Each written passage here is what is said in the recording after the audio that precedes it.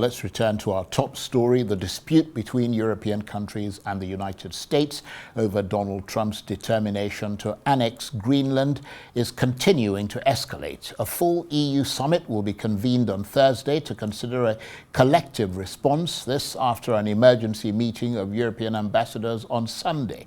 They decided it would be best to continue to pursue a diplomatic solution with the US. The foreign ministers of Denmark and Greenland have also held talks in Oslo to discuss the crisis. Some European countries want tougher action against America, with German lawmakers raising the possibility of boycotting the Football World Cup finals later this year in the US.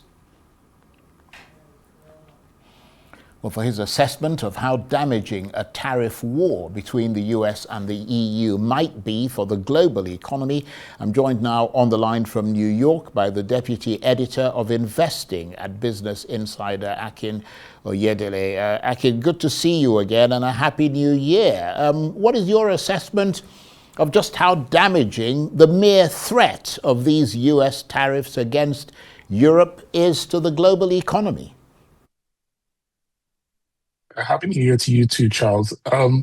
My take is that I think we're seeing the first impact today, really, in financial markets, and the impact typically on the economy shows up first in markets because markets are pricing in what they think will happen in the future. And this morning, we're seeing the emergence of what has been called the Sell America trade, which is US stocks selling off, the US dollar selling off, and US bonds selling off as well, which means that yields are higher. So those three things that are obviously reflections of investors' confidence in the US economy selling at the same time.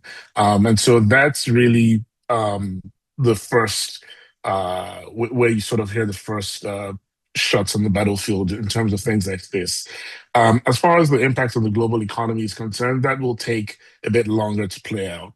And the main pass-through is through the means of uncertainty. That's really the word that sums up how the impact unfolds, in the sense that business leaders in particular, people who run companies, people who run multinational corporations, either from here in the US or from Europe, from elsewhere that have ties to the US and Europe, if they're unsure of what the US's relationship with Europe is going to be, if they're unsure of what tariffs are going to be, they are going to delay key decisions around hiring, decisions around investment, and that those delays then tend to slow down those companies' profits and growth, and by extension, the economy's growth. And so when there's uncertainty, everyone sort of hits the pause button because we don't want to make a big decision before something detrimental happens in the global economy. And so that uncertainty is really the scare here. It's what's driving the market action today, and it's what eventually, if if these tariffs are implemented, and if there's some sort of retaliation from Europe, that's really what the big concern is about. Well, it's interesting that you say that the markets appear to be taking this seriously, because initially they looked like they were sort of shrugging it off, hoping perhaps that there'd be a deal done sooner rather than later, because, I mean, everybody knows that Donald Trump's strategy is to escalate to de-escalate. But then beyond that, what might the likely impact be if these tariffs are imposed on the living standards of people in the US and Europe? Because, I mean, these are two very big economic forces in the world threatening tariffs and counter tariffs on each other. Exactly. And the big thing here is that a tariff really is a tax on your own citizens, or at least that's how it ends up playing out. And, the proposed tariffs on countries like Denmark, which of course own, is at play here because of Greenland, and Norway and Sweden and other countries, would come on top of existing tariffs that the US already has, which is 10% for the UK and 15% on the EU.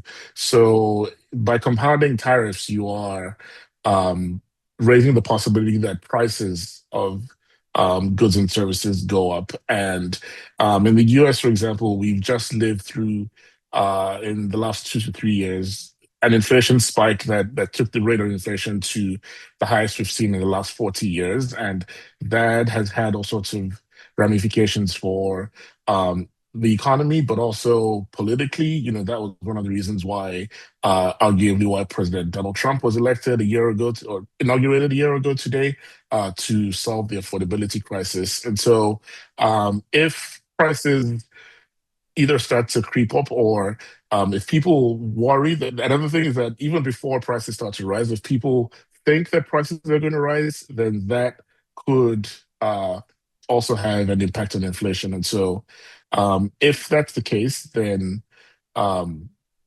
really that's how it affects standards of living. It's the impact on prices and inflation.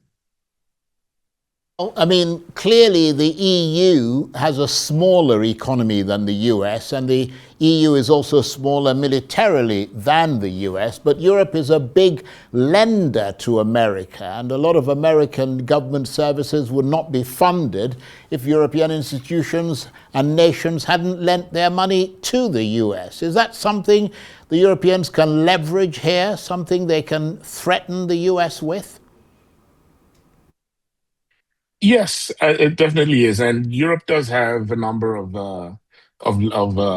sort of tools in its toolkit, or things it can use. That what you mentioned is certainly one of them. The fact that these are the two largest economies in the world, or two of the largest trading partners in the world, definitely gives both sides some leverage. We did hear reports this morning that European leaders are considering using what's officially called the anti-coercion instrument, which is a set of counter tariffs on U.S. services. But the more colloquial name that it's been given is the trade bazooka, which, if you've anyone who's seen an image of a bazooka knows that it's not a toy gun by any means. So Europe definitely has leverage here. The U.S. is a huge exporter of services. And another lever here is that any sort of uh, merger or acquisition deals that need the EU's blessing, even if it involves US countries. If for those deals to take effect abroad, uh, they do need approval from international European regulators, and that's another way, by sort of delaying or stopping those transactions. That's another way that Europe could maintain some leverage here.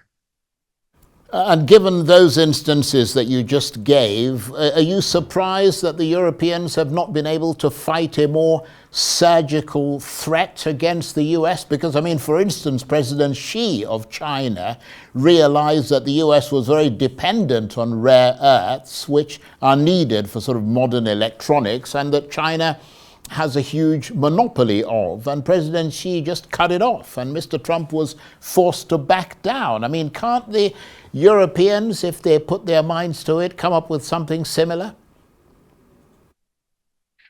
I mean, they could. I would say that, I would, first of all, I think I would distinguish between the US's relationship with China and the US's relationship with the EU, with Europe.